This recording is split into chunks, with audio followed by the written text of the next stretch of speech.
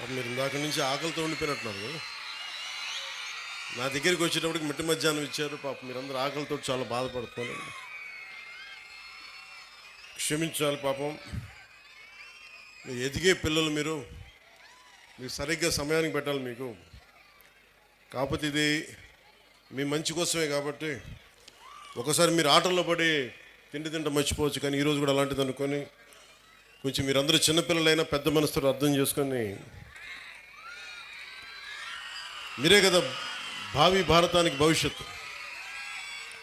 so మీ అందరికీ ముందుగా, చిన్నవాళ్ళైనా ఎవరైనా సరే, ముందుగా మీ భవిష్యత్తు కోసం, ఇక్కడున్న బిడ్డల భవిష్యత్తు కోసం ఆంధ్రప్రదేశ్లో దాదాపు ఒకేసారి ఈ రోజున 40